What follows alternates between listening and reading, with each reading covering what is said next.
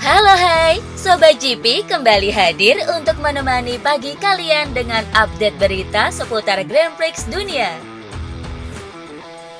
Manajer Repsol Honda Alberto Puig memberi peringatan untuk Direktur Teknis baru HRC Romano Albesiano. Ya, HRC mendatangkan Direktur Teknis baru untuk musim 2025 yakni Romano Albesiano dari Aprilia Racing. Sepak terjang Albesiano bersama Aprilia memang sudah tak bisa diragukan lagi. Ia adalah sosok penting di balik kebangkitan pabrikan asal Noale itu.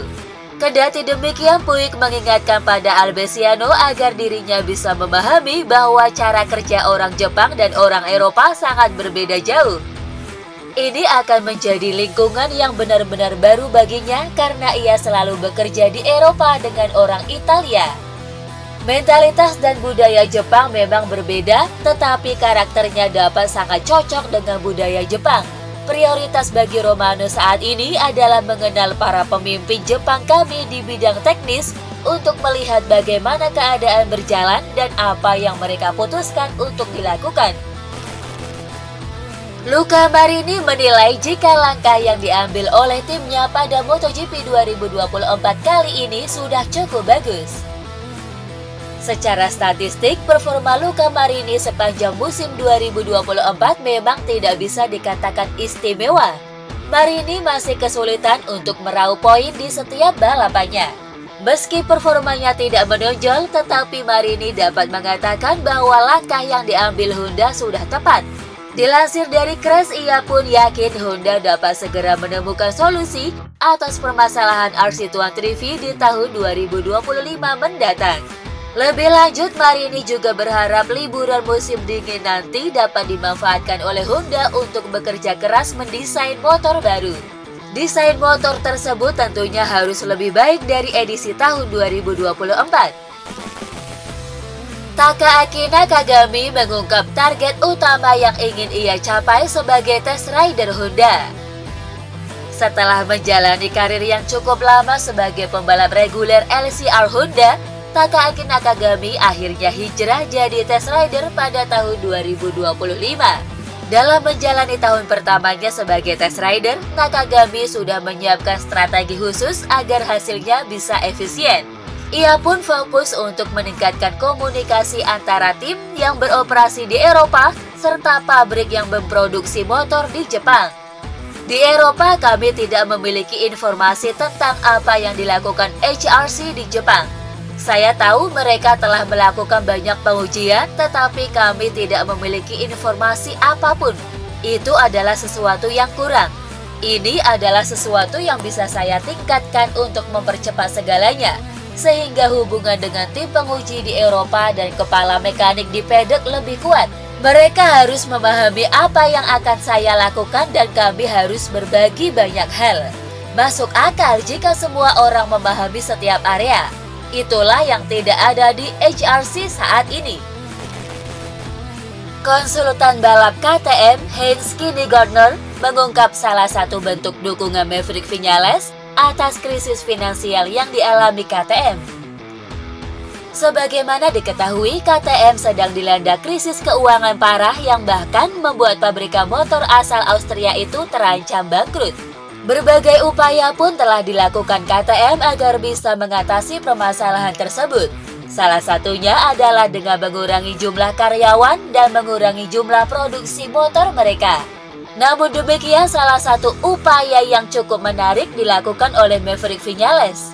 Dilansir dari Speedweek, kini Gardner mengatakan bahwa rider asal Spanyol itu telah membeli saham KTM. Ya, upaya ini tentu menjadi dukungan penting bagi KTM agar mereka bisa tetap bertahan dan melewati krisis keuangan yang sedang terjadi. Enea Bastianini merasa yakin tetap bisa kompetitif bersama KTM Tech3 pada MotoGP 2025 mendatang. Sebagaimana diketahui, Enea Bastianini mengawali karirnya di kelas Premier bersama Ducati. Ia 2 tahun memperkuat tim satelit, kemudian 2 tahun sisanya dihabiskan bersama tim pabrikan. Kini dengan KTM, Bastianini tentu harus beradaptasi dengan motor baru, yakni RC16. Karakteristik RC16 pastinya berbeda jauh dengan Desmos Edici yang sudah biasa dikendarai oleh Bastianini selama 4 tahun belakangan. Meski proses adaptasinya akan menantang, tetapi Bastianini tidak gentar. Ia tetap merasa yakin bisa menunjukkan performa yang kompetitif pada tahun depan. Pengalamannya bersama Ducati diyakini membuat ia sudah semakin matang sebagai pembalap.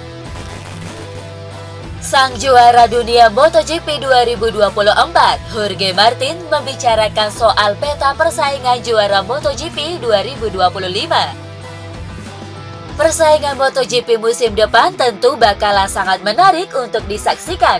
Pasalnya banyak tim dihuni oleh para rider anyar, seperti Ducati Lenovo yang diperkuat Marquez. Kehadiran The Baby Alien ke tim utama Ducati itu diprediksi akan membuat mereka makin kuat. Kendati demikian, Martinator meyakini bahwa Bagnaia akan tetap menjadi rider nomor 1 Ducati. Menurut saya, Pecco akan finish di depan, dia favorit. Tapi saya juga tidak akan berbohong. Ada beberapa data tentang Marc yang membuat saya heran. Dengan kondisi motornya seperti ini, dia masih bisa melaju sangat cepat. Dengan GP25, saya yakin Marc punya ruang untuk berkembang. Tapi Pecco saat ini berada di level yang sulit ditandingi. 11 kemenangan dalam satu musim adalah hal luar biasa. Kru chief Marc Marquez, Frankie Carcedi, menggambarkan suasana garasi Gresini Racing usai MotoGP Barcelona 2024. MotoGP 2024 menjadi musim pertama sekaligus terakhir Marquez bersama Gresini. Sebab ia promosi ke tim pabrikan Ducati Lenovo usai tampil apik. Bersama Gresini, Marquez menutup musim dengan manis karena mengunci posisi 3 klasemen berbekal raihan 392 poin. Selain itu, ia juga sukses meraih hasil manis pada seri balapan terakhir, yakni MotoGP Barcelona 2024 dengan finish kedua. Balapan terakhir itu sekaligus membuat garasi Gresini diselimuti perasaan yang campur aduk. Carcedi menjelaskan ada rasa bahagia sekaligus sedih karena harus berpisah dengan Marquez. Hanya ada perasaan bahagia sekaligus sedih. Dia mengambil risiko besar, bekerja dengan orang-orang yang tidak dia kenal, di tim yang tidak dia kenal, dengan motor yang sudah setahun usianya. Dari sisi kami di Gresini juga sama. Ya, mereka merekrut juara dunia 8 kali. Tetapi selalu ada elemen risiko di setiap hal. Dan saya pikir perasaan terakhir adalah kebahagiaan sejati. Fabio Quartararo merasa yakin timnya akan sangat terbantu dengan kedatangan Pramac di MotoGP 2025 mendatang. Semenjak berpisah dengan Petronas, Yamaha hanya memiliki satu tim pabrikan saja di MotoGP. Hal ini membuat mereka kesulitan mengembangkan motor. Belum lagi Cal Crutchlow selaku test rider kerap bergulat dengan cederanya. Kini dengan bergabungnya Pramac yang hengkang dari Ducati, tentu hal ini akan memberi angin segar kepada Yamaha. Fabio Quartararo selaku pembalap andalan Yamaha lantas merasa lebih percaya diri dengan hadirnya tim satelit lagi. Max Verstappen membicarakan ketidakjelasan masa depan rekan setimnya di Red Bull, Sergio Perez. Masa depan Perez bersama Red Bull masih belum pasti setelah pemegang saham dilaporkan mengadakan rapat pada hari Senin untuk membahasnya. Penampilan buruk pembalap Meksiko itu berdampak pada upaya Red Bull untuk menjadi juara konstruktor, sehingga mereka berada di posisi ketiga secara keseluruhan di belakang McLaren dan Ferrari. Akibatnya Red Bull secara serius mempertimbangkan untuk menggantinya dengan Yuki Tsunoda atau Liam Lawson. Berbicara setelah Grand Prix Abu Dhabi hari Minggu, Max Verstappen mengatakan bahwa dirinya tidak tahu menahu terkait perihal tersebut. Satu hal yang pasti bahwa Verstappen merasa nyaman bertandem dengan Perez, dan bahkan ia menyebut bahwa Perez adalah rekan setim terbaiknya. Yuki Tsunoda terkesan dengan tes Formula One pertamanya di balik kemudi mobil Red Bull di sirkuit Yas Marina Abu Dhabi. Pembalap asal Jepang ini akhirnya mendapatkan kesempatan untuk mengendarai salah satu mobil Red Bull dalam uji coba pasca musim Abu Dhabi. Ia menggambarkan sensasi berbeda dengan yang biasa ia kendarai. Rasanya mobil ini sangat berbeda dengan yang saya kendarai. Saya merasa mobil ini cocok dengan gaya mengemudi saya dan saya sama sekali tidak kesulitan untuk beradaptasi. Saya sangat senang saat ini dan memastikan bahwa tim mendapatkan informasi yang mereka butuhkan dari setiap putaran adalah hal paling penting yang bisa saya dapatkan hari ini.